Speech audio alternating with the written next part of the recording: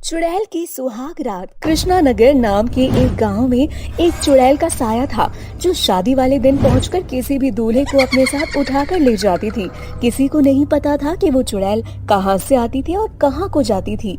ऐसे ही एक दिन चुड़ैल जंगल में पीपल के पेड़ पर बैठी होती है और खुद से बोलती है, आज देखती हूँ गांव में किसकी शादी है और गांव में किसका दूल्हा सबसे सुंदर है। आखिर मुझे अपने लिए एक सुंदर सा दूल्हा जो ढूंढना है। दूल्हा नहीं होगा तो मैं सुहागरात कैसे मनाऊंगी। सुहागरात मनाने के लिए दूल्हा तो चाहिए ना मुझे। इतना बोलकर वो गांव के अंदर चली जाती है और अपनी शक्तियों से पता लगाती है कि कहां कहां पर शादियां हो रही हैं। वो हर शादी में जाती है और दूल्हे को देखती है। उसे जो दूल्हा सबसे अच्छा लगता है वो उसकी शादी में पहुंच जाती है।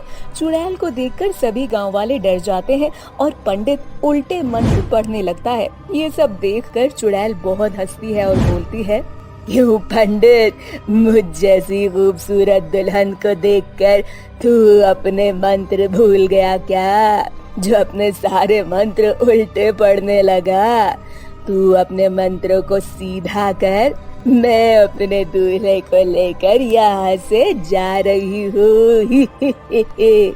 इतना बोलकर वो चुड़ैल सभी की नजरों के सामने उस दूल्हे को पकड़ती है और हवा में उड़ाकर ले जाती है और एक गुफा में कुछ दूल्हों के साथ उसे भी बांध देती है। तभी चुड़ैल उन सभी दूल्हों से बोलती है, अरे तुम सारे दूल्हे परेशान क्यों होते हो? तुम सभी को मैं आजाद कर दूंगी। मैं तुम में से किसी के भी साथ सुहाग रात नहीं मनाऊंगी। मैं सुहाग रात अपने पति के साथ मनाऊंगी। पर यहाँ तो इतने सारे दूल्हे हैं, तुम किस दूल्हे से शादी करोगी और किसके साथ सुहागरात बनाओगी? और हम में से कौन होगा तुम्हारा पति?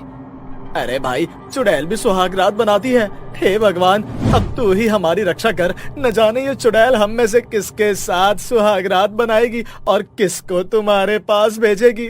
चुड़ैल डरे सहमे दूल्हों को देखकर बहुत खुश होती है और वहाँ से चली जाती है और रोड पर भटकने लगती है।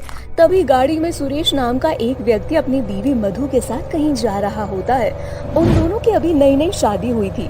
दोनों अपनी शादी से बहुत खुश थे। तभी सुरेश देखता है कि रोड की सारी लाइट अपने आप जल बुझ रही होती है। ये सब देखकर सुरेश को थोड़ा अजीब लगता है, पर वो इन बातों पर ध्यान नहीं देता और ड्राइविंग करता रहता है। तभी वो अपनी गाड़ी के सामने एक साया देखता है। उसे लगता है जैसे गाड़ी किसी से टकरा गई।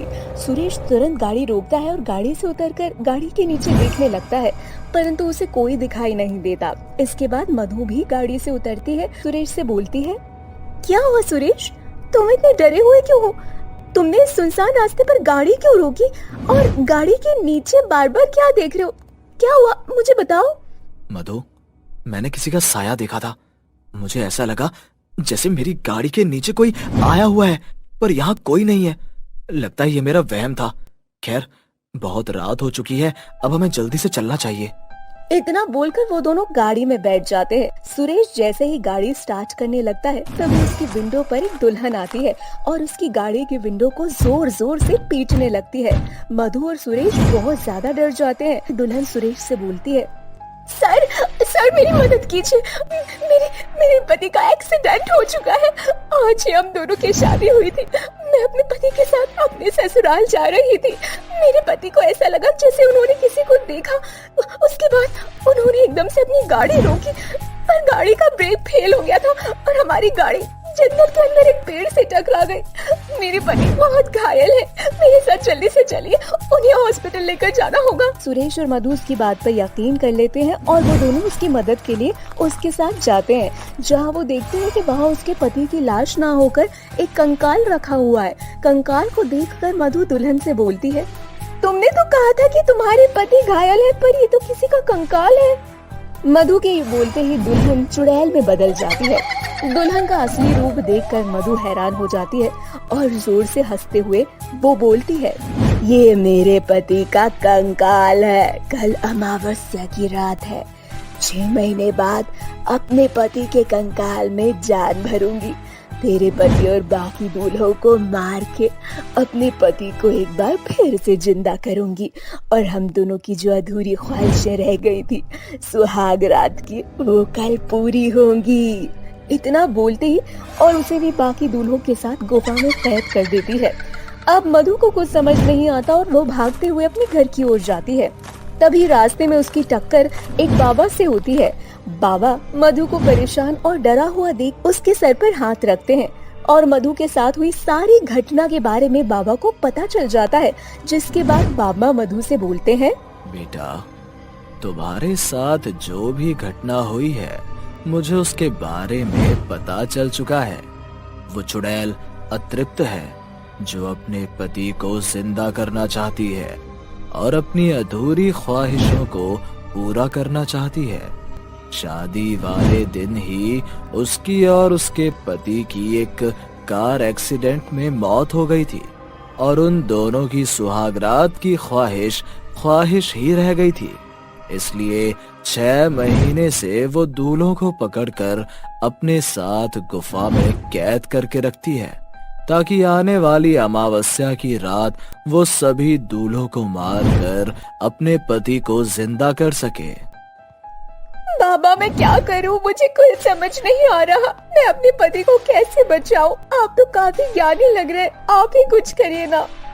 बेटा, कल सुबह होने से पहले तुम्हें उस चुड़ैल के पति के कंकाल को जलाना होगा। यदि तुमने ऐसा कर दिया तो चुड़ैल की ख्वाहिश अधूरी रह जाएगी और वो अपने पति के साथ मुक्त हो जाएगी। हमें उसे मुक्ति दिलानी ही होगी और ये काम केवल तुम ही कर सकती हो, क्योंकि तुम्हें पता है उस चुड़ैल ने अपने पति के कंकाल को कहाँ रखा है। अब मधु बिल्कुल ऐसा ही करती है और वो जल्दी से जंगल के पास जाती है और अपनी गाड़ी से पेट्रोल निकाल लेती है और जंगल के अंदर जाकर चुड़ैल के पति कंकाल के ऊपर पेट्रोल छिड़क देती है।